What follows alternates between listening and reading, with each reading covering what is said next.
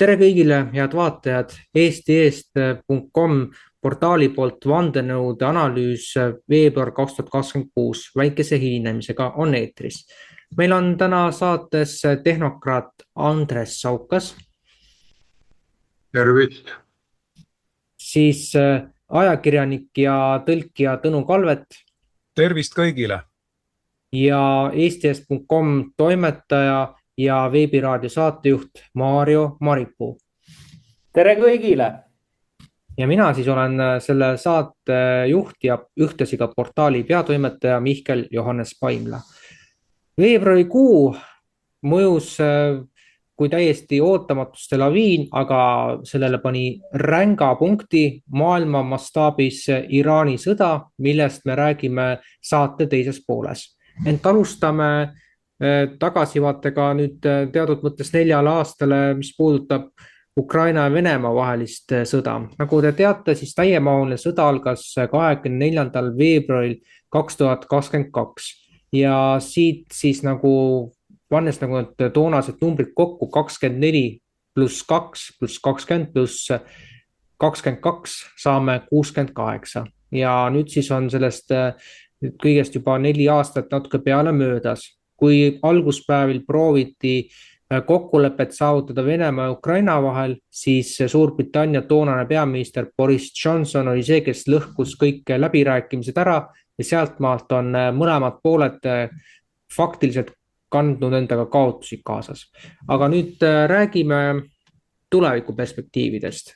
Nimelt loetud tunnid enne seda, kui Iraani sõda Vol 2 läks käima, siis Zelenski oli valmis Putiniga kohtuma ja läbirääkimistesse asuma. See oli siis 27. veebruar ja nagu öeldud, tunde enne seda, mil USA ja Iisrael asusid Iraani kallal tegutsema. Ja nüüd, kus me näeme, et teatud mõttes see on ju trikitamine, mida Ukraina juht teeb ja viimaste päevade arengud, millest me räägime pikemalt järgmises saates, kinnitavad seda, et Ukraina see nukuliider siis on läinud sõnasõtta ka Euroopa lojaalsemate toetajatega umbes nii, et liiga aeglaselt tegutsete ja Ungariga on ju sisuliselt sõda lahti, aga mitte veel sellise relvade täägiga, küll aga siin kullakangide arestimisega, millest me pikemalt räägime kindlasti ka järgmises saates, Tõnu annab sellele omapoolse hinnangu. Aga küsimus siis tõstatub selliselt, et milline on võimalus, et kokkuleppeni jõutakse enne juulit 2026, mis ühtlasi on ka USA 250. aastapäev ja samasse aega nüüd ei tea siin, mis siin ühiskonnas elu toob, aga väidetavalt peaksid toimuma jalgpalli maailmameistrivõistlused ja huvitav paradoks on see, et USA on jalgpalli maailmameistrivõistlustel ühes surmagrupis näiteks Iraani endaga, aga ja ka Venemaa ja Hiina vist oli ka, vabandan, kui ma siin eksisin, aga olulisem just on see, et kas Ukraina ja Venemaa vahelised kokkulepped sellel aastal on võimalikud või pigem me räägime sellest, et see on lõpmatu sõda, kuni slaavlased üksteist ära maha lasevad droonide ja muude teisintellektuaalsete relvadega. Ja siitkohalt annakski sõna Andresele.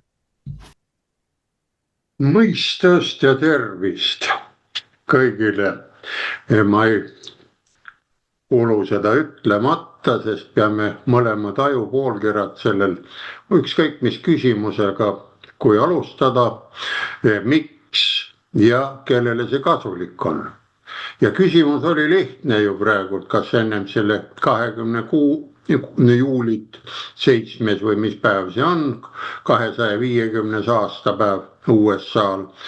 Nulli võtame tagant ära, liidame 2 arvu, saame 7, saame õnnearvu, küll see asi tuleb ka õnnelikult välja.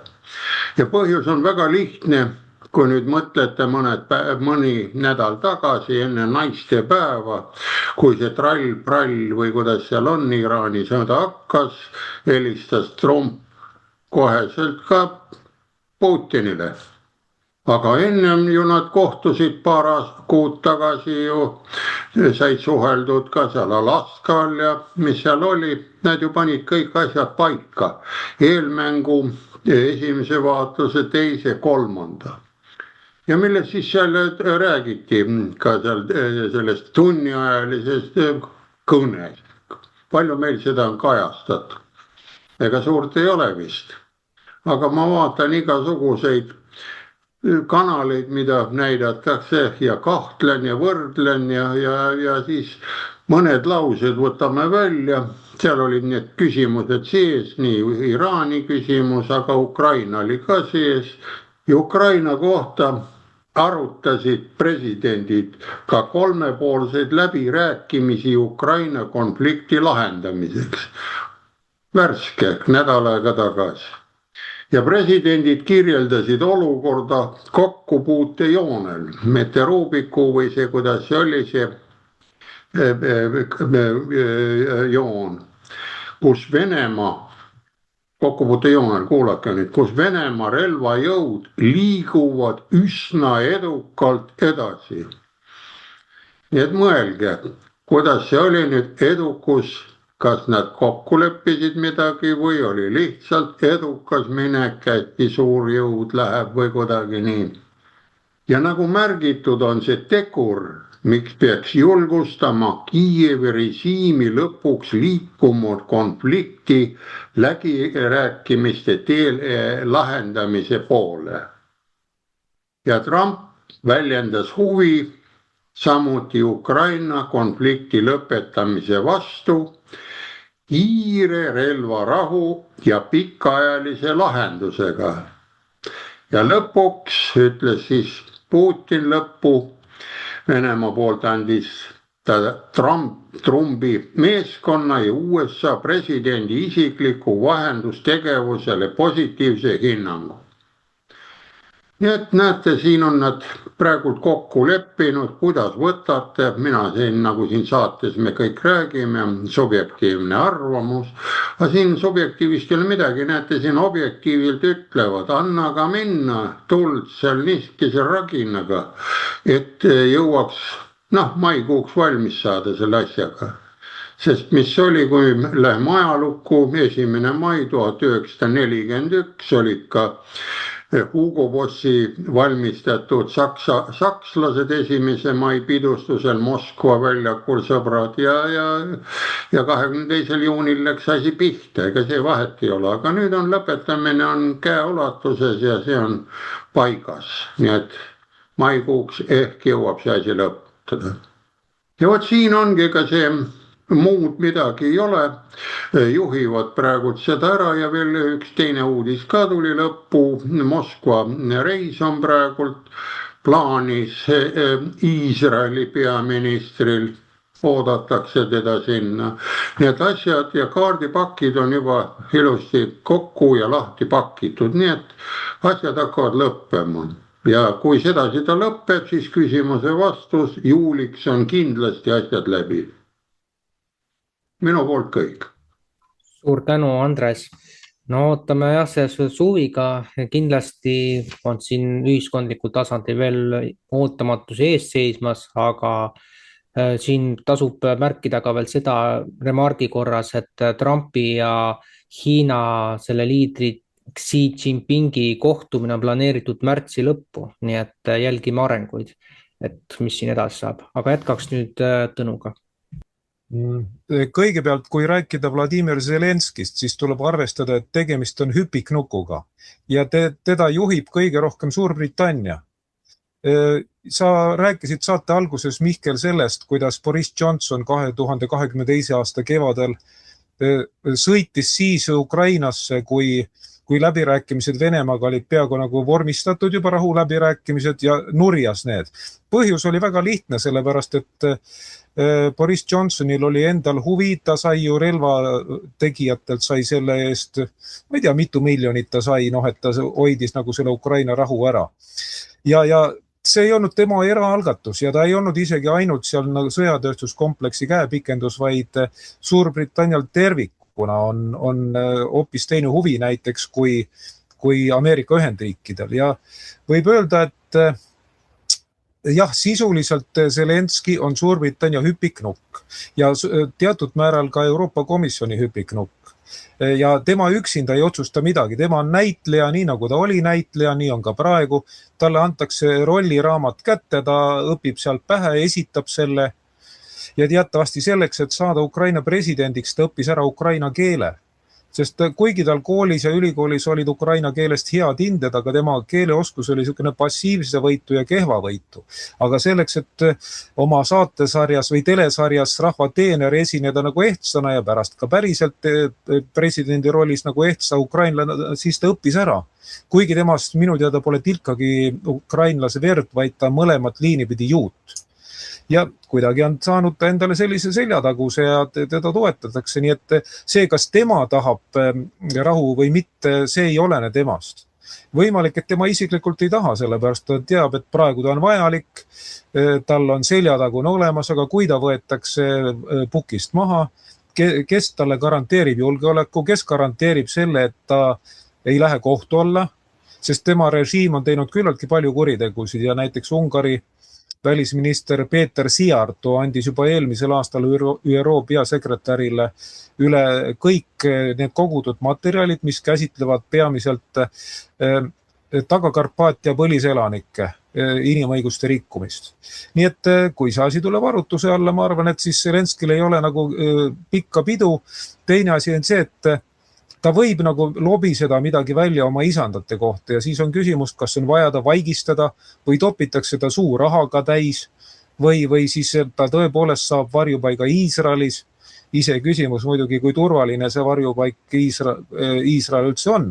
Aga ütleme niimoodi, et Zelenskist ei olene midagi. Küsimus oleneb sellest, kas Suurbritannia on valmis Ukraina sõda lõpetama või mitte.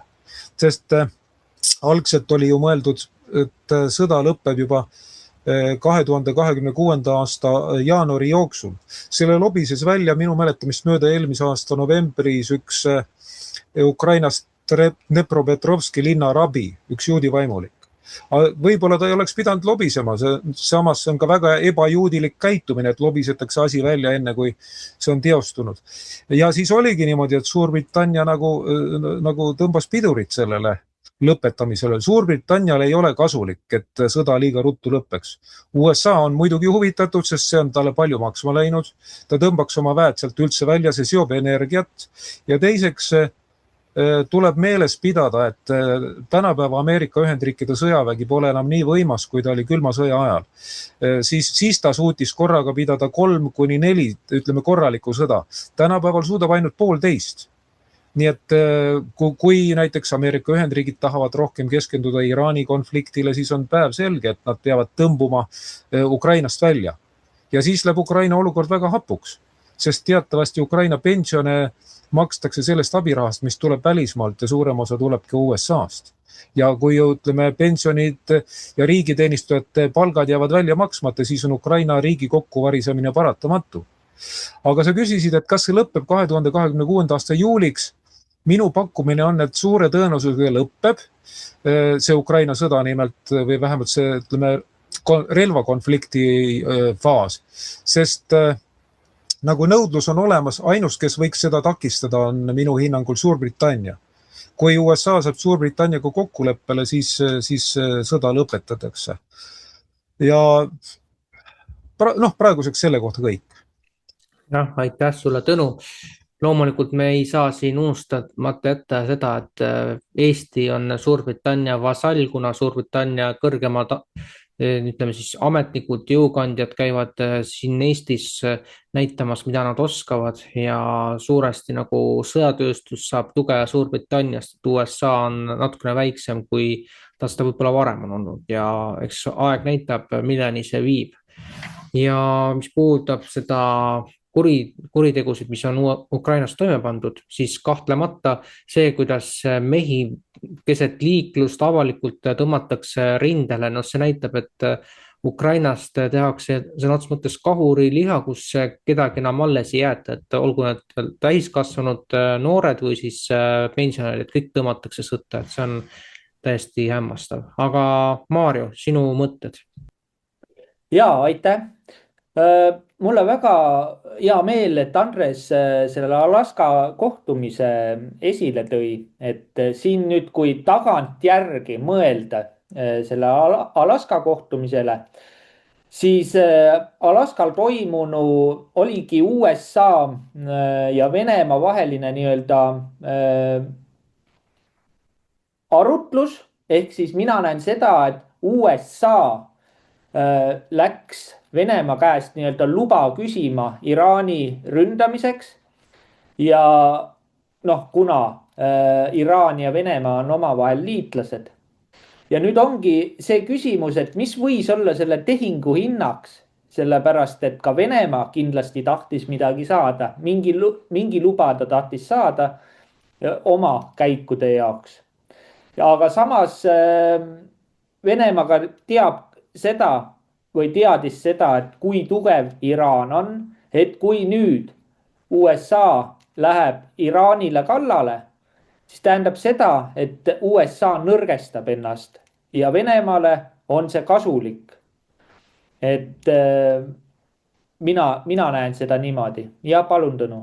Venemaa on selle poolest tuntud, et sealt on pärit palju väga häid maletajaid ja ka poliitikute hulgas leidub selliseid, kes oskavad malet mängida, sealhulgas ka geopoliitika suurel malelaual.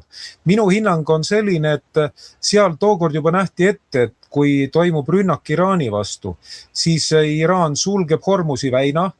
No selleks ei pea olema nagu selgeltnägija, et seda näha, sest Iraan on seda varemgi teinud.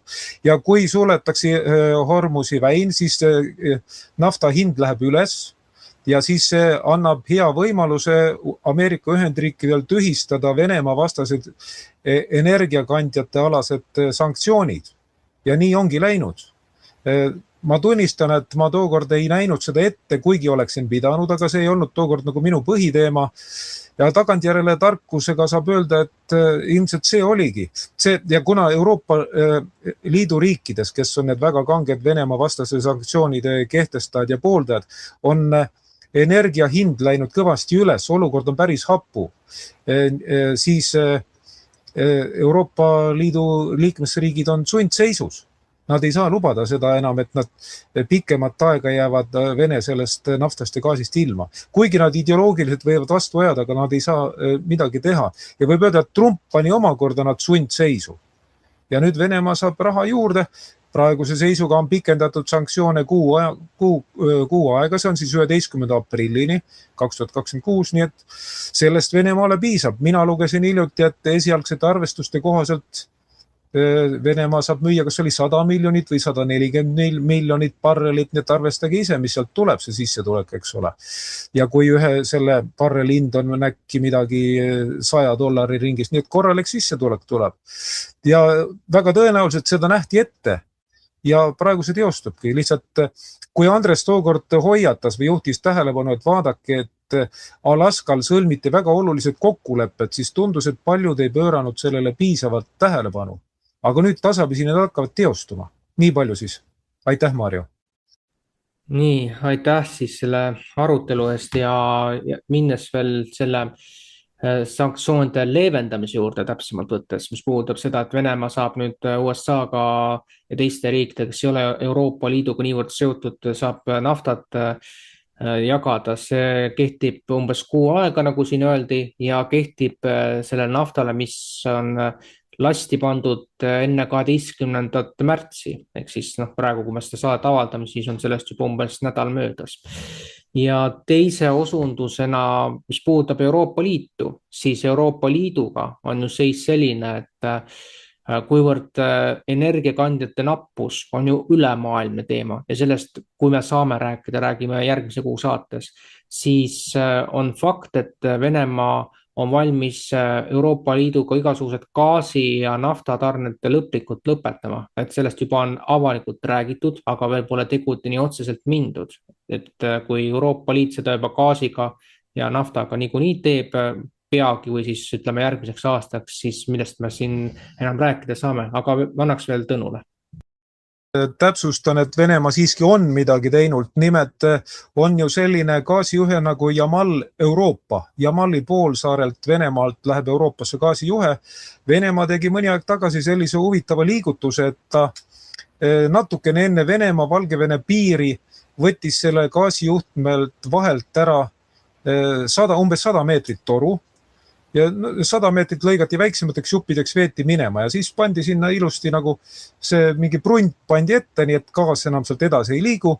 Ja sel oli oma põhjus, nimelt Poola oli veidi varem teatanud, et tema võtab selle Poolas oleva gaasijuhtme osa oma kontrolli alla ja siis oli ühesõnaga Venemaa kallal oli palju plõksitud.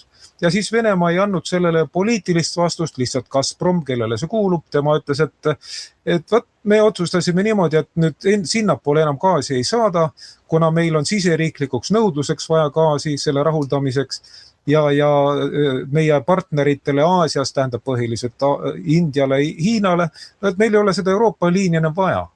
Euroopa suunda vaja, siis oligi niimoodi, et see gaasijuhe pandi kinni ja pärast seda gaasi India hüppeliselt tõusis. Nii et vähemalt üks samm on tehtud, kus Venemaa sisuliselt lõpetas ära gaasi saatmise Euroopasse. Seda tahtsingi täiendada. Aitäh, Mihkel, et sõna andsid. Ja aitäh, et see on väga huvitav tähelepanek igal juhul.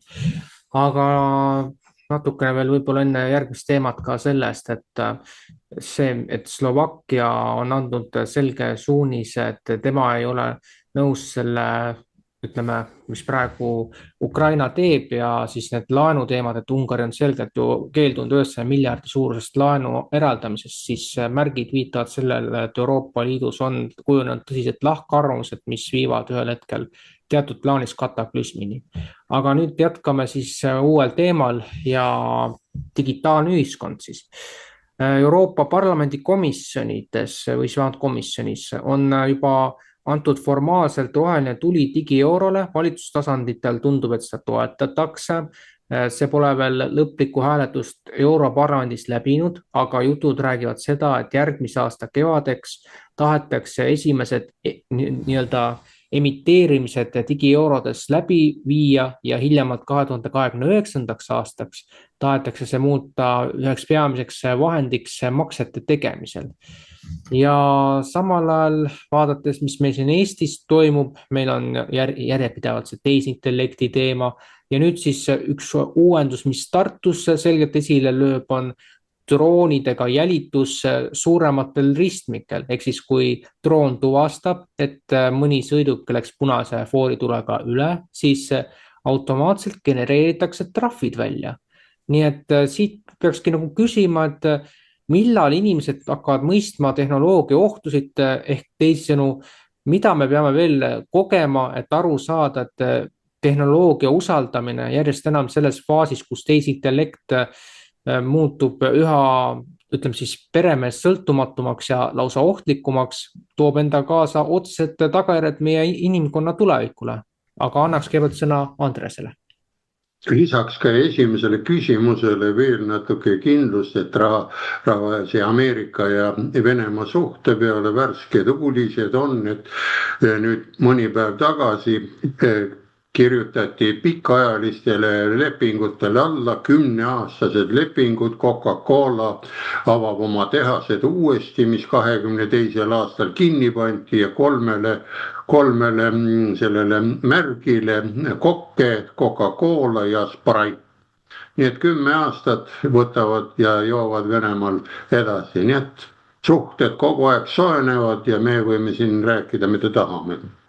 Aga digieuro ja droonide puhul, ütleme, mis euro on, mõelge nüüd ise, tehnokraat hakkab jälle tulema. Millise raha pealt on ta välja mõelnud? Ta on täitsa välja mõeldud asi.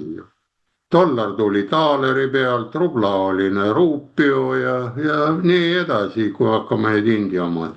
Ja see mõeldi nüüd lihtsalt paberina välja, siis trükitakse teda ja siis minnakse digi peale ta üle nii umbes.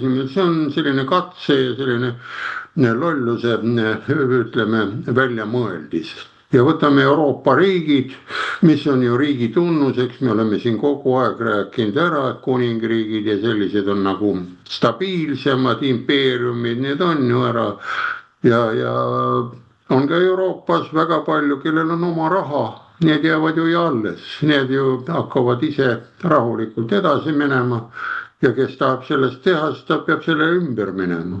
Ja droonide kohta, kui nad jälgivad, võtan oma väikse ajaloo ette, me vaatasime Soome telekat, keelatud oli, tegin ise Soome hääleblokke ja Soome värviblokke tegime juurde ja siis Polütehnikumis tegime ka sellise pulliloo ära, tegime saatja, mis 2 kilomeetri kaugusele heli võttis peale, kui programm Vremja läks käima, Brežnev hakkas kõnet panema, siis hakkas Led Zeppelin nii head rocki panema seal ja siis seda sai niimoodi umbes 10 minutit lasta, siis tuli ruttu see vidinad lahti võtta.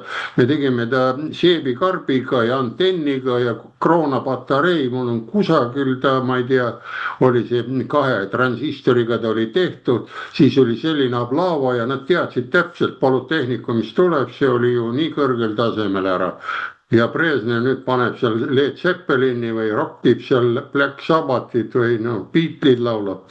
Nii et kohe saab ju teha ja kui me kõik nüüd oma aju hakkame liigutama, soovitan ka siin vahepeal väike reklaam, hea saade heade mõtete kastis, seal see pilt on nii ilus, mulle on ta meeles, kui on ikka ajukuppel lahti ja aju paneb minema ja ütleb põle vaja ja nii edasi, vaadake seda. Ja mis selle kohta öelda, et need droonid on praegu, nad mängivad nende droonidega. Aga vaadake, kui hakkavad mehed mõtlema või naised natukenegi selle üle, nad hakkavad need alla kukutama, sagedus ja kõik see värk, kõik, igal asjal on löök ja vastulöök on olemas. Ja kui me niimoodi passiivselt ja mõtleme ja nutame, muidugi nad siis mõõdavad ja teevad seal oma digi ja värki, aga kui nüüd süsteem laguneb, see on ju näha see Euroopa Liidus, kuidas see värk on, neil ei ole kütust, neil ei ole midagi, kütusehinnad lähevad, siis on need massiimmigratsioonid, kõik LGBT-d ja mis seal kõik on ja võitlevad USA vastu ja saadavad ei tea kuhu neile ja siis nõuavad suurelt, et kuule, sa pead meil ikka siin tagumikku puhkima või midagi või saapaid viksima. Ei hakka need suured mitte kunagi saapaid tegema. Ja väike ei hakka ka me, kui pärast poole jõuame Iraani poole, kes on siidid, sunniidid, siis seletame natukene seda ka lahti, et me võiksime ka natukene nende moodi olla.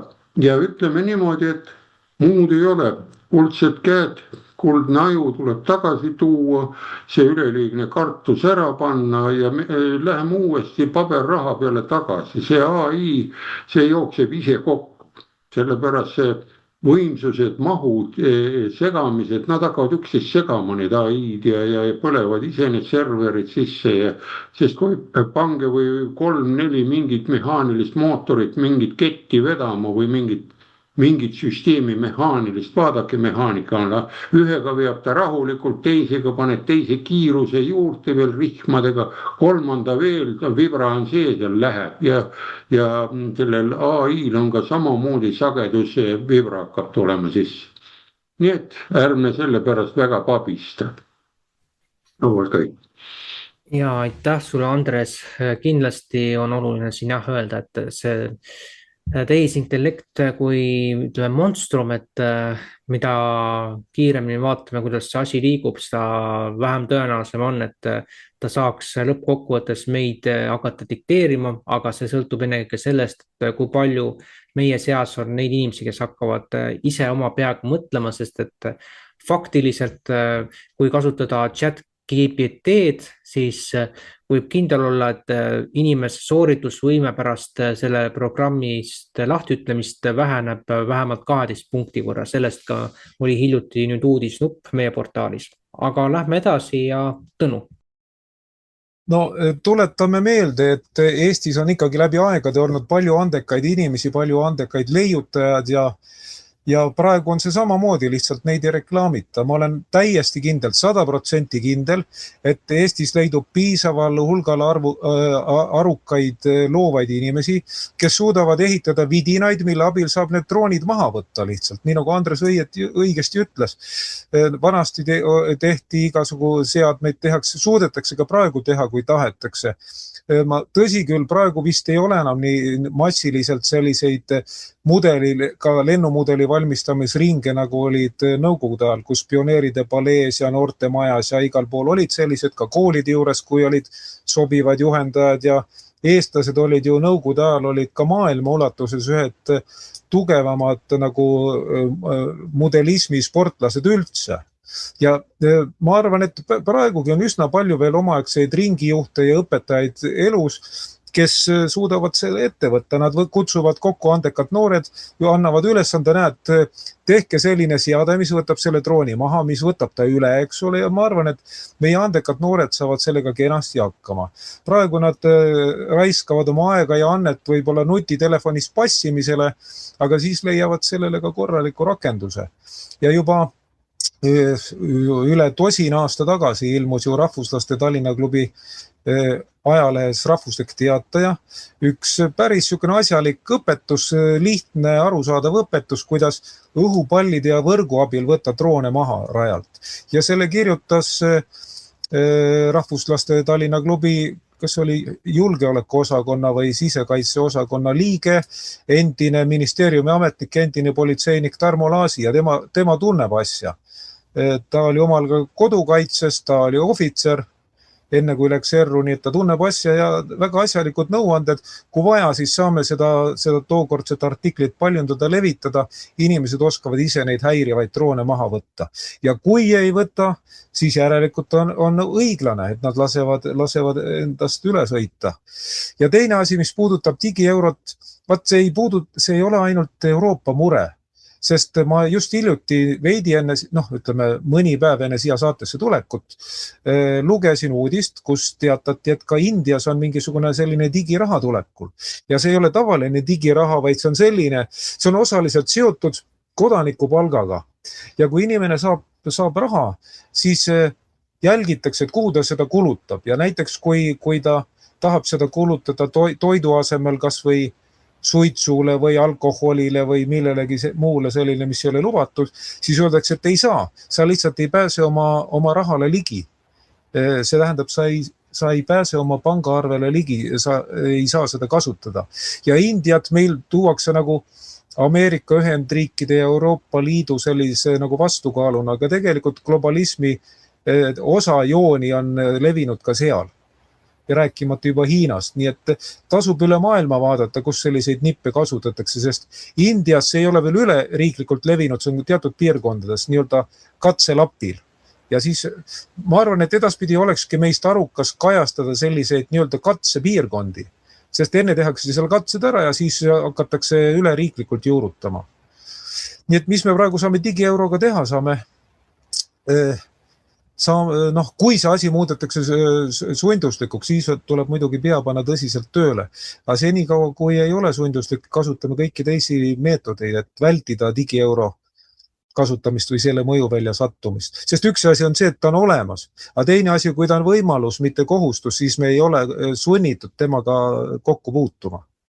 Jah, aitäh Tõnu ja loomulikult siit ka ütleb siis minupoolne sõnum, et mida rohkem paberraha kasutamist, seda parem ja minnes nüüd selle teema laiendusega edasi, siis Tai ja Vietnam, need on nagu sellised katseriigid, et minu meelest vähemalt ühes neist riigist, kui mitte kahes, külmutati 10 miljonit pangakontod ja põhjenduseks toodi see, et see ei olnud digitaalselt kinnitatud midagi niisugust. Nii et kui me räägime siin, et umbes pooled pangakontost pannakse kinni ja siis ülejäänud hakkab toimima digitaalse süsteemi peal, no siis on ikka midagi väga valesti ja paljud pensionärid võib-olla ei saagi enam siis üldse mingisugust sõnaõigust. Nii et see on Tõnu poolt väga õige, et ta rõhutab, et me vaataksime, mis mujal maailmas toimub. Ja Tõnul annan veel sõna. Sinu jutu valguses mul tekkis seos, et äkki polnudki täiesti juhuslik, et Tartu Hoiulaenu ühistu lasti põhja minna. Sellepärast, et ta kujutas endast ikkagi nagu tõsist vastukaalu juudipangandusele ja oli oht, et Tartu Hoiulaenu ühistust saab päris pank. Ja siis paljud inimesed oleks läinud patriotismist sinna ja mitte ainult patriotismist, vaid sellepärast, et see oleks olnud tulus. Ja siis oligi hädavajalik kõrvaldada ohtlik konkurent eesotsa Sandro Roosiga. Selline mõttekäik praegu. Ja täpsustuseks nii palju, et saate salvestamise ajaks veel ei ole Tartu hoiu-laenu ühistule pankroti välja kuulutatud, aga tundub, et saneerimine on ka muutunud küsitavaks. Aga lähme siit edasi ja Maarja. Aitäh. No kui ajaloost minna tagasi ja mõelda sellele, et dollarit tagas kuld. Kulla tagatis kaotati ära ja peale seda hakkas ka dollar nõrgenema. Nii, tulles nüüd veel ajas siia ettepoole, kui Eestis tekkis kroon, siis minu mäletamist mööda krooni tagas Saksa mark. Ja lätlastel Läti-Latti tagas Inglise nael. See lükkas ka nii-öelda tänu sellele siis Läti-Lati hinna hästi kõrgeks. Mäletan, oli see 2 lati, oi kui kallis see oli. Aga nüüd, kui mõelda siis digieuro peale, et mis on digieuro tagatis siis on? Et digieuro tagatis on elekter. Ja see panebki nii-öelda ta sõltuma elektrist. Kui elektrit ei ole meil ka digieurot. Me oleme lahti ühendatud Venemaa võrgust. Meil on väga ebastabiilne elektriühendus. Praegu on ta väga kallis. Ja meil on, me oleme tegelikult geograafiliselt oleme me kogu aeg niisuguses blokaadieelses seisundis. Et sõltume Suwalki koridorist ja Läänemere võimekusest siis seal kaupu liigutada. Aga kui need võimekused ära võtta, elekter ära võtta, me olemegi kiviajas. Meil ei ole isegi oma maksevahendit. Aga siis ilmselgelt lämmegi koriluse peale tagasi ja sai saia vastu ja leib leiva vastu või leib saia vastu. Kuidagi niimoodi. Aga aitäh. Ja aitäh sulle, Maarjo.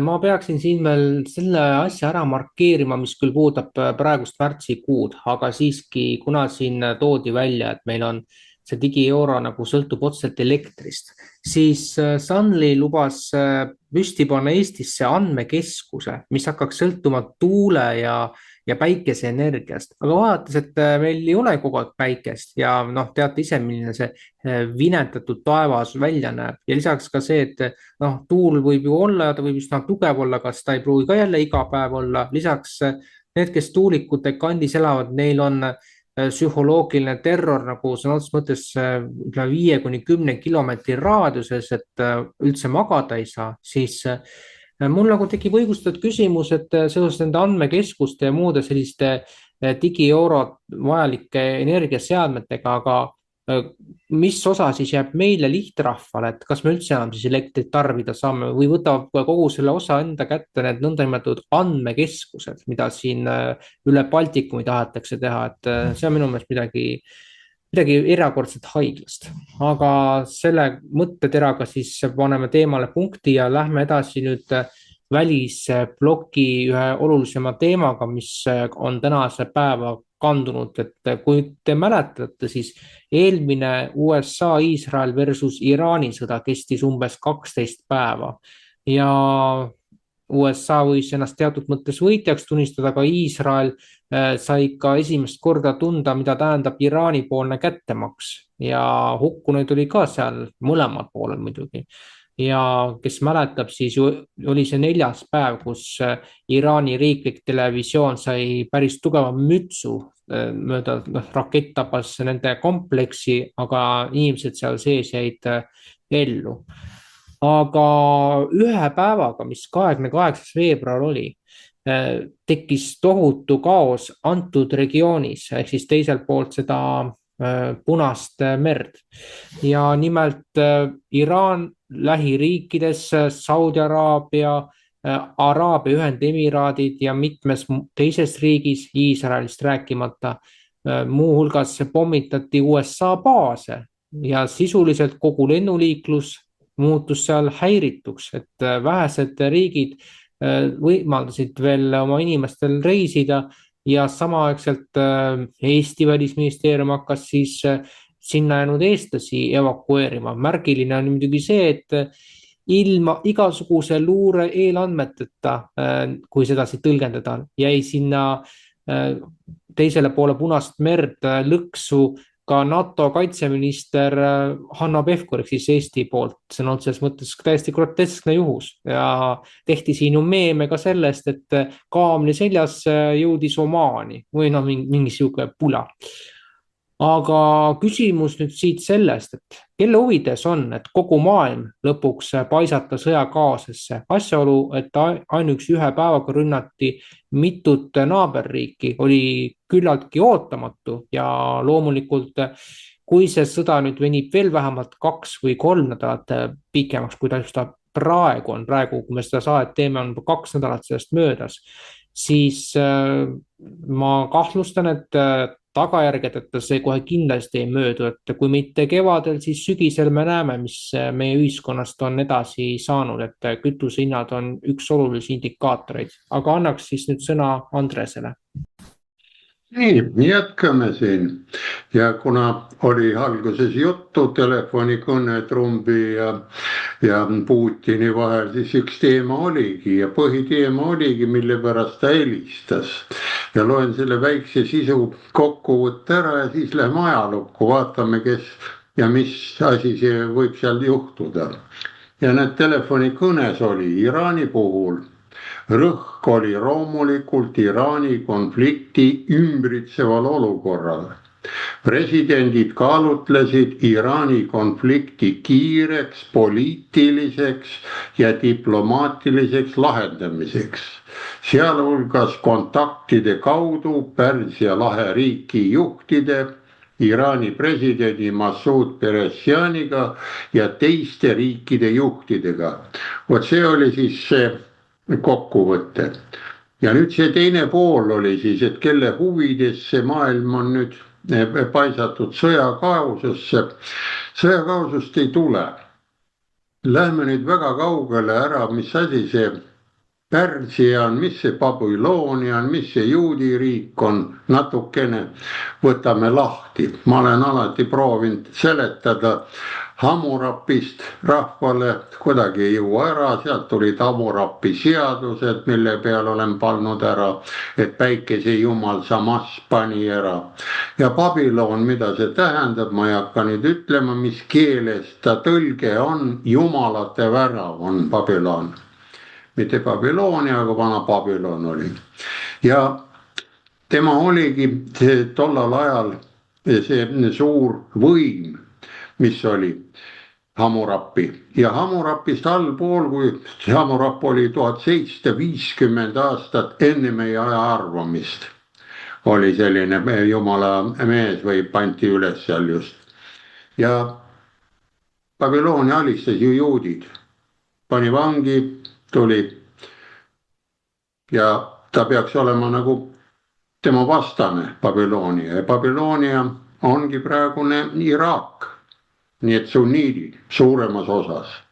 Aga siis tuli 600 aastat enne meie aja arvamist Pärsia kuningas Küüros teine, see vabastas ja lõi selle Babyloonia uppi ja vabastas juudid just sellest Paabeli vangipõlvest.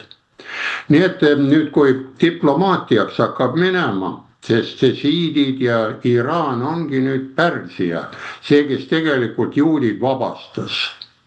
Nii, ja nüüd vaatame korraks, mis sunniidid ja šiidid siis on. Sunniitide põhilause on, nii nagu meiegi teame seda head lauset, kel jõud, sel õigus. Šiitidel, kel vaimsus, sel õigus. Nii et näete, tehnokraat tuleb sisse, Tartus tuleb sisse, maletajad tulevad sisse ja mille pärast see esimene lahing oli lühikene ja selline ära, nad ei arvanud, et hakatakse tulema, headusega võidetakse.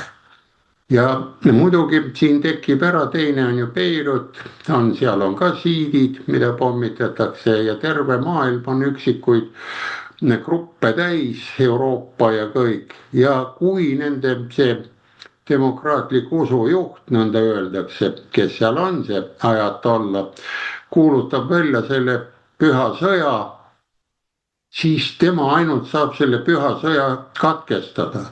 Ja nii kaua käib see ära, sest nad aeti nüüd, ütleme, vaimuga, väike riik aeti üles.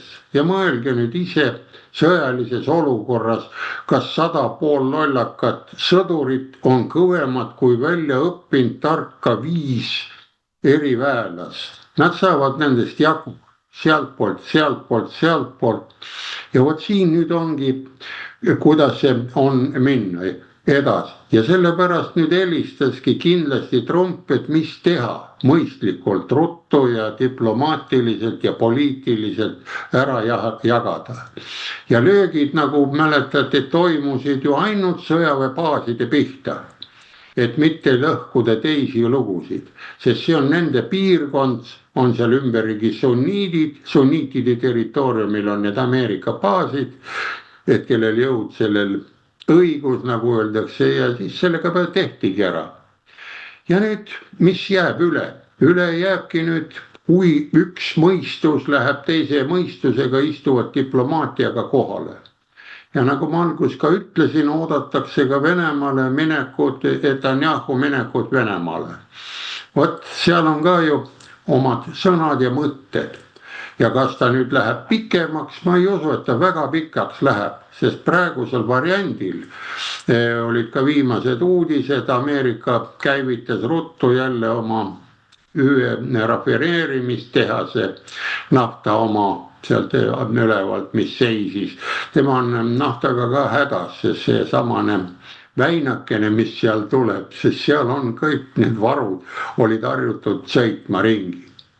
Ja asi läheb paika.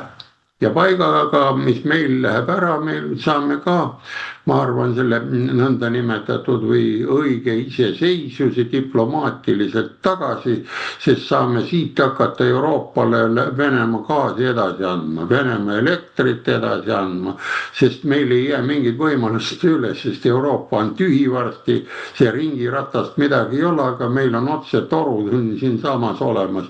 Üle Narva jõe tuleb ja teine tuleb Pihkvast. Ja kui Eleringi seda kodulehekülge vaatate, olen seda vaadanud, seal on rõhk sees, kogu aeg hoitakse midagi. Nii et asi selle pidi meil toimetab.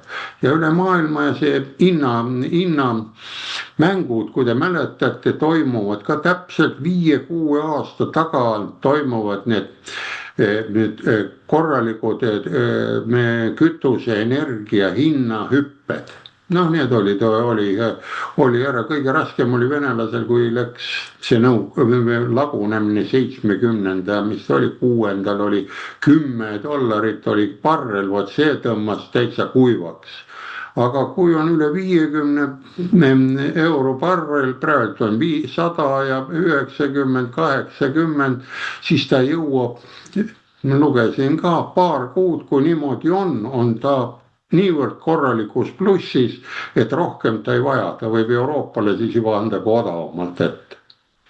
Nii et see on lihtsalt ära, et meie sõjakausesse ei lähe, see on lihtsalt äri, korralik äri ja istutakse maha. Ja need ärimehed kannatavad kõige rohkem tegelikult, need kütusemüüjad, laevad seisavad, nad tahaks nagu elada ja kõigile on see, suurtele on praegu kehva, kes alustasid seda sõda. Ja küll see Iisraeli välisminister läheb ka sinna, istuvad maha ja saabki ära, lõpetavad ära selle poole pealt, sest Iraan on, ütleme, Venemaaga sõber, nad jagavad ja teine on teisega sõber, aga suured on lihtsalt äripartnerid, neil sõprus on selline üle laua kaardimängus või sellest. No see on minu poolt selline lugu lohutuseks, et siin sõjakausti tuleb. Aitäh selle optimistliku hinnangu eest. Muidugi viimased teated siin päeva või 2 tookord rääksid selles, et huttide seas seal teisel pool väina, et kui me räägime siin Hormuzi väinast, mis on Iraaniga piirnev, aga see teine, mis on piirnemas seal Punase mere poolt, et kui nüüd hutid seal oma revolutsiooni korraldavad, siis ähvardab ka seda väina sulgemine, aga aeg näitab, milleks need praegused tippjuhid võimelised on, et kindel on üks, et ilma diplomaatiata ka mingit kokkuleppeid tulla ei saagi. Ja kaheldamatult jälgime selles suhtes arenguid, et kas enne Hiina ja USA liidri tippkohtumist tuleb kokkulepe Iraani ja USA vahel või mis siin edasi hakkab saama. Jätkame ka Tõnuga. No seda, et kaosesse läheks kogu maailm on küll palju pakutud, sest tegemist on ikkagi piirkondliku sõjaga ja kuigi Iraani nafta moodustab maailma naftakogusest umbes 5%, siis riikidel on siiski varud olemas, nii et otsest häda praegu ei ole ja kui vaja, siis saab ka kelleltki teiselt osta. Ütleme otse, et naftapuudust ei teki. Ja miks peaks näiteks Uus-Meremaalast või mingisugust Ugandalast huvitama kuskil Iraanis toimuv sõda või selle tagajärjed? Nemad elavad ikka oma elu ja elavad nii hästi, kui suudavad. Aga siin on üks teine küsimus on, mäletatavasti kuni 1979. aastani oli ju Iraanis võimul šah ja tollane Iraan oli piirkonna kõige läänesõbralikum ja kõige läänelikum riik üldse. Miks oli vaja see riigi juhtkond kukutada, ma ei tea. Praeguseks on teada, et selle taga olid lääne eriteenistused ja vabamüürlased ning Jüri Lina raamatus Skorpioni märgi all on kirjas, et selleks kulus umbes $250 miljonit. Tänapäeval see 250 miljonit võib tunduda üsna väikse summana, aga aastal 1979 oli selle väärtus hulga suurem. Nii et tänapäeval see võiks olla äkki kahekohaline arv miljardeid, ma ei tea täpselt, palju see dollar on odavnenud. Ja ma siiamaani ei saa aru, miks oli lääneriikidel vaja kukutada neile ustav valitseja. Aga huvitav, et tänapäeval, eriti pärast 28.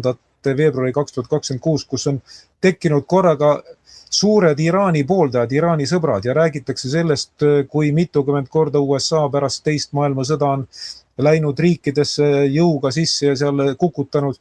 Aga millegipärast unustatakse sellest loetelust välja aasta 1979 ja islami revolutsioon.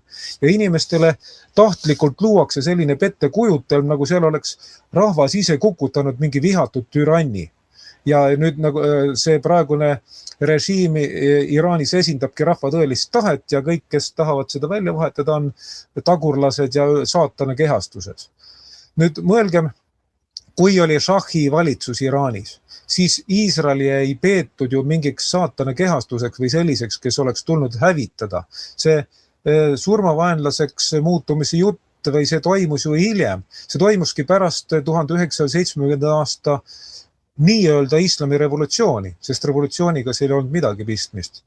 Nii nagu oktoobri revolutsioon ja muud revolutsioonid, kõik olid välismaalt organiseeritud, orkestreeritud, sama oli Iisraeli revolutsiooniga. Nii, miks oli vaja kuulutada Iisrael surmavaenlaseks pärast seda ajatollade režiimi loomist? Ja on selge, et kui see juhtub praegugi, miks peaks Iisrael nagu leplikult suhtuma? Enne saatesse tulekut ma vaatasin uudiseid, tõsi, need ei käi veebruari kohta, see käib 12. märtsi kohta, kui Iraani uue juhi peamine sõjaline nõuandja Rahim Safavi ütles selgelt, et Lähis-Itta ei mahu korraga Iraan ja Iisrael. Emb-kumb peab hukkuma ja meie ülesanne on siis hävitada Iisrael. Ja kui selline poliitika on olnud juba aastast 1979, siis ei maksa imestada, miks Iisrael annab täie jõuga vastu. Aga miks see konflikt on oluline? Siin tuleb mängu tuua Ameerika sisepoliitika. See ei ole otseselt minu tarkus, ma olen mitmetelt allikatelt seda kuulanud, lugenud ja kõige muljetavaldavam oli minu meelest see arutlus, mille tegi Venemaa rahandus- ja majandusasjatundja Mihhail Haasin. Ja tema pakkus välja sellise seletuse olukorrale, et Trump tahab lõpetada ära föderaalreservi ja selleks tuleb tekitada selline olukord, kus dollar läheks põhja. Ja praeguse seisuga ongi märgid viitavad sellele, et dollar lähebki põhja lähikuudel ja föderaalreservi taga seisvad jõud on seetõttu Trumpi peale väga pahased ning teevad kõik endast oleneva, et esiteks vahevalimised läheks vabariiklikul parteil tänavu novembris kehvasti ja teiseks, et Trump tagandada ametist. Aga ja selle jaoks ongi see Iraani sõda vajalik. See on USA seisukohalt. Iisraeli seisukohalt mina leian, ütleme, kainelt vaadates on selle üks põhiline põhjus, et tahetakse kõrvaldada ohuallikas, kes ei lase pärast rahulikult tegutseda sellel kanalil, mis Iisrael kavatseb Suessi kanali konkurendina luua. Ja see, ütleme, meretransport on häiritud tollest ajast peale, kui Huti mässulised hakkasid Jeemenis seal laevaliiklust segama. Sellepärast on lääneriigid saatnud sinna piirkonda oma sõjaväelaevad ja kui 7. oktoobril 2023 toimus Hamasi terrorirünnak Iisraeli asunduste vastu, siis pärast seda nii-öelda solidaarsuse märgiks Huti mässulised hakkasid oma rakettidega tulistama Iisraeli. On mõeldamatu, et maailma kaubanduse, merekaubanduse seisukohalt oleks sellise pingekolde alles jätmine nagu talutav. Mina saan täiesti aru, miks tahetakse see pingekolle kõrvaldada ja kuna Huti mässuliste taga on Iraan, siis tulebki see režiim taltsutada, midagi ei ole parata. See ei tähenda, et inimene peab olema Iisraeli sõber. Mina näiteks ei ole Iisraeli sõber, aga ma leian, et tal on õigus olla olemas ja mitte niimoodi, et keegi Araabia riik või kas või Iraan otsustab, et tuleb hävitada. Ei saa läbirääkimisi pidada isikuga või organisatsiooniga, kes juba arvab, et sul pole õigust olla olemas. Ja muidugi Netanyahu puhul on erikülg on see, et kuna tal on jalgealune päris tuline ja ka paljud Iisraelis on tema vastu, siis ta olemasolu või võimul püsimise õigustus on see, et ta pidevalt sõdib. Alates 23. aasta oktoobrist, kui oli Hamasis, kui Gaza sektoris Hamas tegi terrorirünnaku, on Netanyahu olnud võimul ja tal on toetus. Aga tuletage meelde, et enne seda päris kõvasti hakati teda võimult kangutama ja täiesti alusega. Kui nüüd kokku võtta, siis meie huvides on see, et Netanyahu valitsus püsiks võimul kuni aprilli keskpaigani vähemalt, sest 12. aprillil 2026 toimuvad Ungaris parlamendi valimised ja on elutähtis, et Viktor Orbani juhitav valitsus jääks pukki. Ja miks ma seda mainin, sellepärast, et Viktor Orbani erakonna Fides sõsarpartei Iisraelis on just Likudi blokk, mille esimees on Netanyahu. Kui juudid võtavad Netanyahu pärast ise ette, meie ei saa sinna midagi sekkuda, ma leian, et paljuski oleks õigustatud, aga mitte hakata praegu kisama, et võtta sõjakurjategija, võtke ta kinni, andke kohtu alla. See oleks ka tehniliselt teostamatu, kuna Iisrael pole liitunud Rooma, mis oligi siis selle Rooma dokumendiga, mille alusel tunnistatakse mingi asi sõjakuriteoks või mitte ja mille järgi tegutseb rahvusvaheline kriminaalkohus. Nii et ma leian, et tuleks vaadata asja kainelt geopoliitiliselt ja niimoodi, nagu see on meile kasulik, mitte samastuda emma kumma osapoolega või minna väga emotsionaalseks. Minult praeguseks kõik. Jah, aitäh. Kõigepealt, mis puudutab veel USA-d, et siin kõlas väide, et loetud kuude pärast lastakse dollar põhja. Siin tuleb vaadata seda seost, et vist maikuust võtab Föderaalreservi juhtimise üle Kevin Warsh, kes on ühtlasi ka Trumpi lähedane liitlane teatud küsimustes. Nii et siin võib olla oma seos olemas ja kes mäletab, siis praeguse juhi Powelli vastu algatatud kriminaalasjad täidavad ju seda eesmärki. Nüüd aga mis puudutab seda, millest siin osundati, et aprilli keskpaiku 12. aprillil siis on Ungaris parlamendivalimised, siis kaheldamatult siin tekivad teatud otsesed seosed, mõni võiks nimetada saatanlikeks, just et Iisraeli toetusest sõltub, kas Ungaris jätkab Orban või mitte. Ja tuletaks lihtsalt meelde siis veel Ungari koha pealt, et Viktor Orban on olnud tänase seisuga peaaegu 20 aastat võimu juures, 1998–2002 esimest korda ja püsivalt aastast 2010.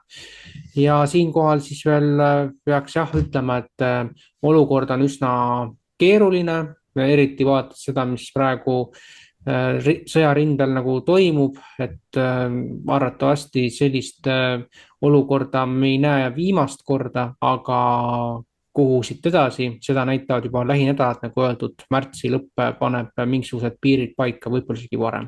Aga nüüd siis Maarja. Aitäh. No siin Iraani sõja kohta, seda ma enam kommenteerima ei hakka, siin eelkõnelejad on hästi selle kokku võtnud. Aga mis minu tähelepanu niimoodi väärib, on selle Iraani sõja tõttu toimuvad kütusehinnad Eestis. Ja nii kui siis sõda puhkes, hakkasid kohe kõik kanalid ja uudised siis laskma kommentaare siis nendest kütusemüüjatest, et miks teil on nagu nii-öelda kütusehinnad on laes. Ja kohe nii momentaalselt, et kus on nagu varud odava kütusega. Ja siis nemad räägivad, et tanklate mahutid ongi nende ainukesed varud. Nüüd mul tekibki kohe küsimus see, et oot, et läks sõda lahti ja teil nagu tanklad said kohe minuti pealt kõigil olid paagid tühjad, et kõigil hinnad tõusid, on ju. Et see ei ole lihtsalt loogiline. Ja siin ma näengi seda, et kütuseärimehed lihtsalt kasutavad jälle võimalust selle sõja tuules nii- öelda hindasid tõsta ja rahvast röövida. Et nagu Andrus Ansip on kunagi öelnud, et ei saa lasta head kriisi raisku minna või midagi säärast, et noh, nii ta paraku on, et kohe hakkab see röövkapitalism hakkab kohe toimima kohe, kui kuskil mingi kriis on lahti. Aga Tõnu, palun. Väga hea, Maarjo, et sa sellele tähelepanu juhtisid. Juhime siis meie vaatajate tähelepanu ühele huvitavale seaduspärasusele. Kui puhkeb maailmas kuskil kriis, siis hinnad tõusevad kohe. Ja ometi hoidlates on ju olemas, see varu on olemas ja see varu on ostetud ju vana hinnaga, ütleme enamasti madala hinnaga. Aga näiteks siis, kui ootamatult nafta hind maailmaturul langeb, mõnikord ka päris kõvasti langeb, siis kütuse hind langeb minimaalselt või ei lange üldse. Ja kui ajakirjanikud küsivad kütusemüüjatelt, et kuidas siis nii, et kui nafta hind tõusis, teiega kohe tõstsite kütuse hinda ja nüüd kui langeb, te ei tõsta. Ja siis kütusemüüjad ütlevad, aga meil on veel vana hinnaga need ostetud, vana kõrge hinnaga. Vaat enne me ei saa hinda alandada, kui oleme vana kõrge hinnaga ostetud kütusevaru maha müünud.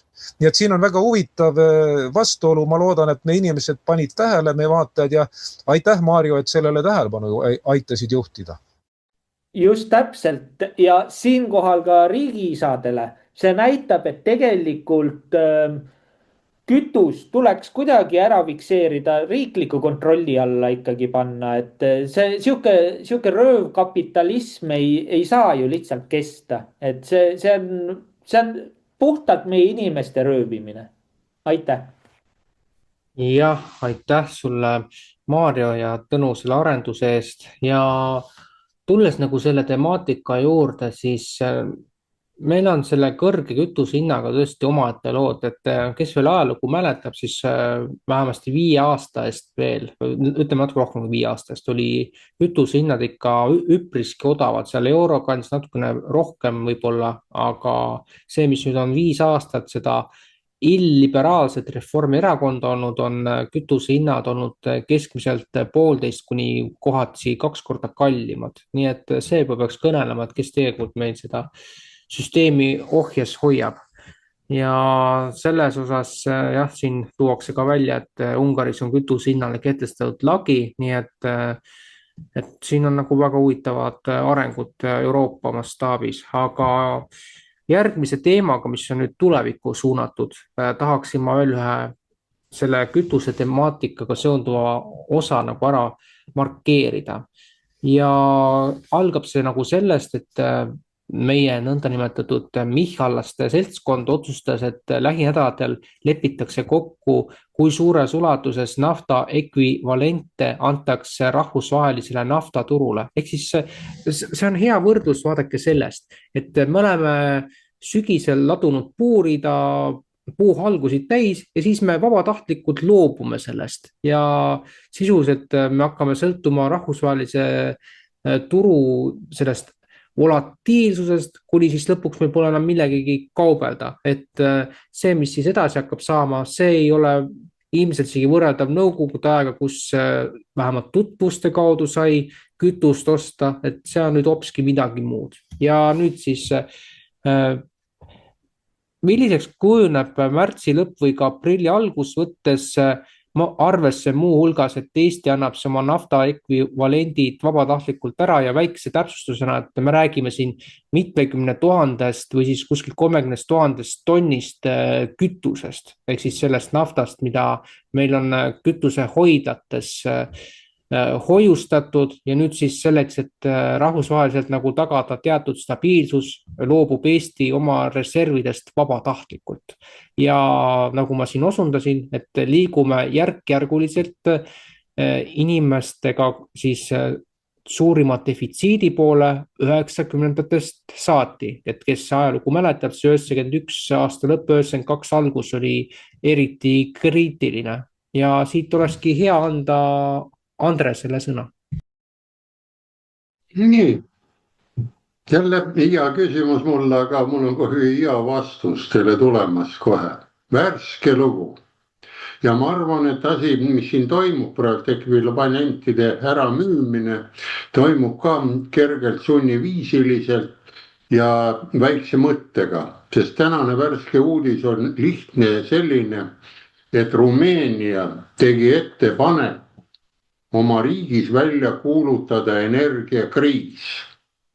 Nii, ja kui energiakriis on välja kuulutatud, see lubaks kohe käivitada Lukoil petrooliteli rafineerimistehase.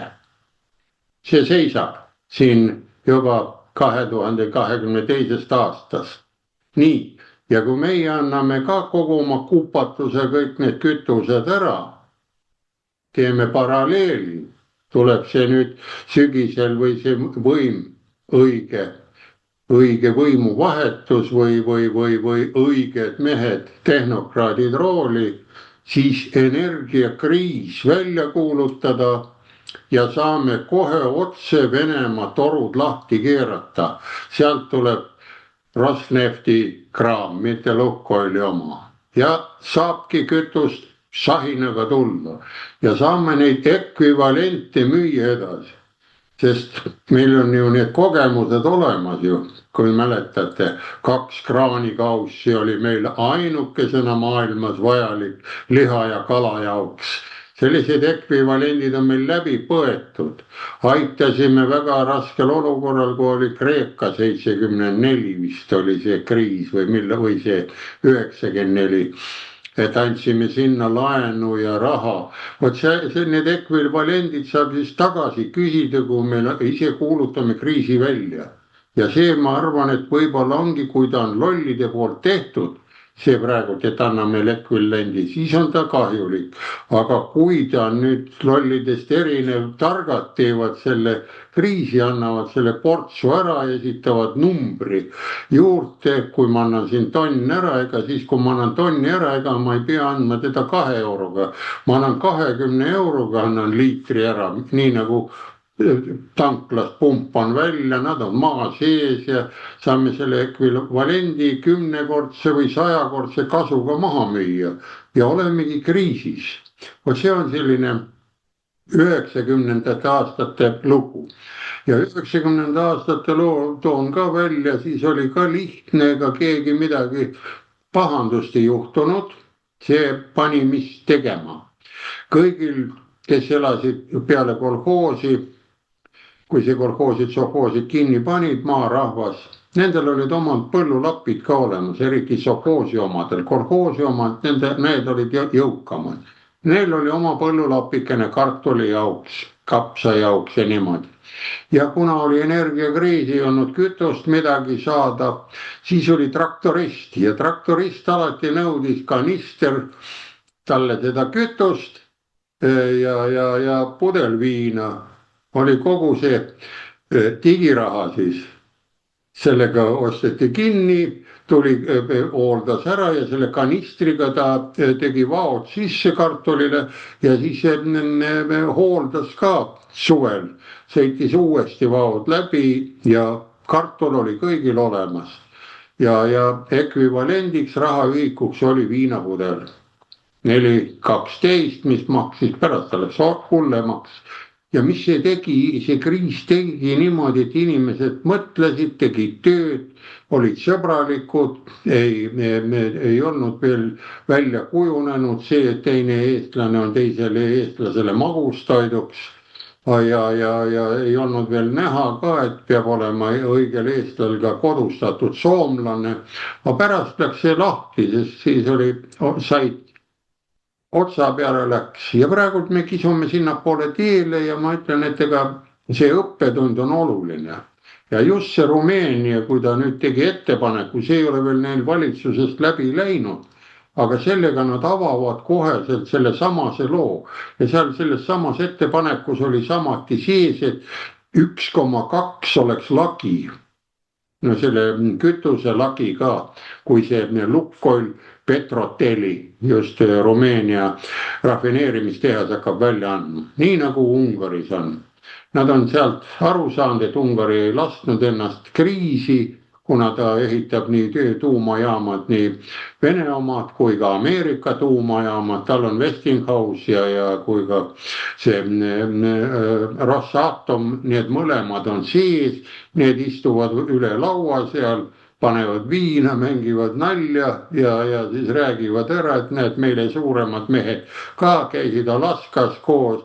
Nemad ei saa aru sellest, kus on see normaalne mõistlik olukord sees. No see on minu poolt kõik, nii et see 90. aastate ekvivalendid nüüd on, kas on tehtud õieti või on lollus. Kui ta nüüd õieti on tehtud, siis on targad mehed teinud sellest, et need, kes need ütleme halvad, ma olen ka ütelnud seda, et see erakonna värk, see ei kõlba kuhugile, see võiks hänna alla panna ja nagu ütles Juhan Liiv, et erakond on eesti keel ja ta ütles samamoodi, kes ajalugu ei mäleta, elab tulevikuta, et tal on ka oli aeg konstantne nagu mul.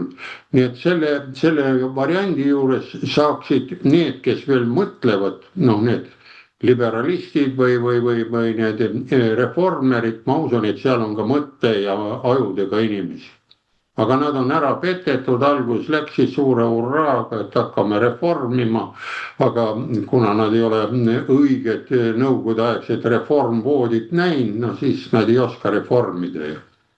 Sest nõukaajal oli reformvoodi oli selles ka, et kui oli vaja segu ja liiva teha mörti, siis panti reformi vana sinna ja visati liiva peale ja said segu kätte altpoolt ära. No see on see Reformierakonna mõte, nüüd ta on selle reformi nii ära vajunud, see reformvoodi. Nii et minu poolt kõik, nii et reformerid mõelge selle asja peale, hakkage ka inimesteks ja mõtlema ajudega. Nii et ma seda eraldi 3 perekonna värki suurt ka ei usalda ja nii edasi, nii edasi. Nii et vaja tehnokraadid kokku ajada, istuda maha, teeme energiakriisi, viskame need kõik need rohelised ja vared, saapad ja vildid välja, teeme me toas koristuse. Mitte ei tee platsi puhtaks, nii nagu Mart Laardiga, aga teeme toa. Eestis elame toas, me Eestis ei ela platsi peal, nii nagu kõrberahvas. Kõrbe võib ka liivast puhtaks pühkida, aga ei õnnestu vist. Ja, aitäh sulle, Andres, sisuka tagasivaatest ajalukku ja see plats puhtaks oli 92. aasta üks põhilisi slooganeid. Ja selle tuules nad said ju ligikaudu 30% parlamendist oma käpa alla, neil olid teatud mõttes satelliidiks CRSP-lased, aga nende edulugu põrmustus rohkem kui 2 aastaga, kus nad 2 peale said alla 10 koha. Aga see on veel omaette teema ja loomulikult energiakriis ilmselt näib olevat vältimatu, küll aga selle lahendamine sõltub ennekõike meist endist. Jätkame aga ja Tõnu. mulle jääb esialgu arusaamatuks, et mille jaoks neid nafta ekvivalente läheb vaja. Kas see on selleks, et autokütust asendada või siis selleks, et näiteks katlamajas kasutatavat kütust asendada, sest kui jutt on katlamaja kütusest näiteks, sellest, mis annab toasooja, siis vabalt saab kasutada selleks ju juhuenergiat. Meil on olemas tohutult päikeseparke, tuuleparke, las nad sealt kasutavad, miks on vaja Eesti nafta ekvivalente sinna anda. Teine asi jah, kui on autokütus, no võtt, aga samas, olgem ausad, Lääne-Euroopa riigid on ka selle rohepöörde käigus on niivõrd palju lollusi teinud, ise vabatahtlikult, ilma välise surveta ja miks meie peaks olema need, kes neid nüüd välja aitavad. Ja nad on ise rikkad, neil on riigi reservid on olemas, kasutagu neid. Ja kui on Eestil endal kütusereserv olemas, see on meie oma, miks me peame selle ära müüma. Ainukene asi jah, kui teha selline kombinatsioon, nagu Andres rääkis, et kui ära anda, siis saame kriisiolukorra välja kuulutada, sest Ungari saigi kütusele hinnalae kehtestada tänu sellele, et ta kuulutas välja energiakriisi olukorra riigis. Ja nüüd Rumeenia kavatseb jah sellest eeskuju võtta. Aga kuna meie saade käsitleb veebruarikuud, siis ma tulen korraks tagasi 27. veebruari juurde. Minu meelest just tol päeval oli selline juhtum, tuli teade, et Venemaa olevat rünnanud naftajuhet Sõprus ja seetõttu olevat naftajuhe saanud nii rängalt kahjustada, et sealt kaudu ei saavatki enam naftat edasi saata Ungarile ja Slovakkiale. Nii vähemalt ütles Ukraina eesotsas oma presidendiga. Aga siis juhtus selline huvitav asi. Tähendab kõigepealt Ungari seejärel, aga ka Slovakkia valitsus hankis teavet, kuidas see tegelikult on. Kõigepealt Ungari võttis ühendust selle Ukraina firmaga, kes tegutseb seal gaasi või selle naftajuhtmega. Ja see firma ütles, et ei, et tema andmetel seal mingit kahjustusi ei ole, igatahes selliseid kindlasti mitte, mis peaks takistama nagu selle nafta läbivoolu. Ja siis et selle firma hinnangul, Ukraina firma hinnangul, kes tegeleb naftajuhtmega Sõprus, oleks vabalt võinud see nafta liikuda nii Ungarisse kui Slovakkiasse. Ja teine asi, nii Ungari kui Slovakkia valitsus sai satelliidifotod. Tänapäeval on satelliidifotod juba päris teravad ja sealt oli näha, et mingisugust ränka kahjustust ei ole küll märgata selle naftajuhtme juures, mis takistaks nafta edasisaatmist Ungarile ja Slovakkiale. No ja siis Vladimir Zelenski ütles, et oi, aga teate, need kahtlustused on maa all, et ega siis teie maa sisse ei näegi. No võt, see jätab vägisi sellise mulje, et tegemist on keerutamisega või otseselt öeldes valetamisega. Ja see väide on vale, et maa sisse ei näe, sest minu andmetel juba 15 aastat tagasi või paarkümmend aastat tagasi georadar võttis vähemalt 3 kilomeetri sügavusele maa alla, nii et sellest ei olnud küsimustki. Aga kui tulla tagasi selle Zelenski väite juurde, siis Ungari ütles, et me saadame oma asjatundjad seda naftajuhet uurima, äkki saame ta korda teha. Siis nad saadeti, aga Kiievist nad minu teada kaugemale ei jõudnudki. Siis Slovakkia tahtis oma ministri sinna saata, kui ma õigesti mäletan, välisministri. Teda ei võetud vastu, siis Euroopa Liit tahtis oma esindaja sinna saata, ühe naisterahva. Ja teda ka ei võetud vastu. Öeldi, et ei, ärge tulge, et usaldage meid, et see gaasi või see naftajuhe ongi rikkis, mis te tulete seda uurima, ei ole vaja uurida. Ja oligi.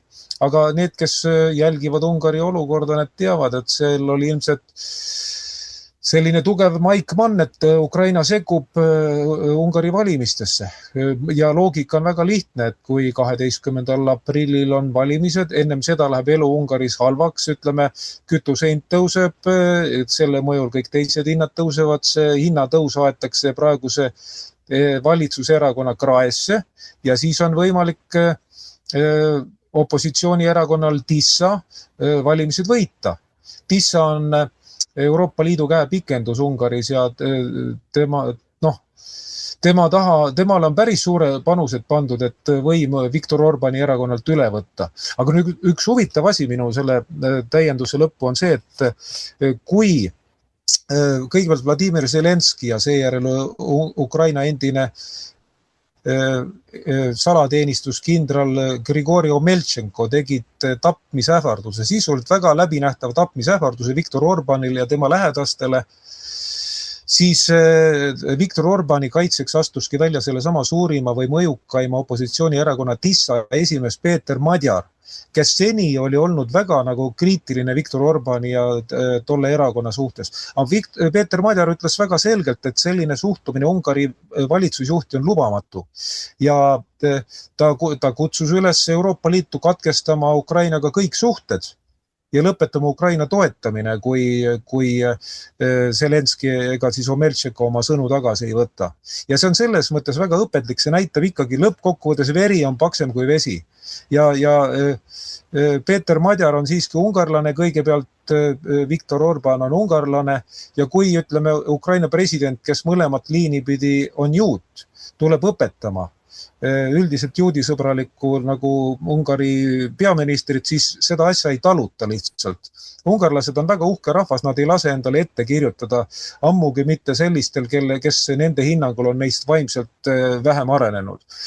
Ja nüüd ongi nagu siis kahtlane, et mis saab sellest opositsioonierakonnast. Sest kui samas on mõistetav, et Peeter Madjar ei saanud öelda, et väga hea, et tegite Viktor Orbanile tapmisähvarduse, mulle see väga meeldib, nüüd me tuleme kindlalt võimule, kõrvaldage ta ära. Siis oleks täiesti selge, et erakonna Tissa kõhklevad toetajad oleks läinud kohe Fideszi ehk siis Viktor Orbani erakonna poole üle. Aga nüüd on ilmselt oodata, et tuleb siis tasavägisem valimiseitlus. Aga iga selle tapmisähvardusega, mis Viktor Orbanile tehakse või teistele Ungari poliitikutele, Fideszi poolehoid suureneb Ungari valijate hulgas. Nii et mina leian, et see teatud mõttes on hea. Ja, aitäh sulle, Tõnu.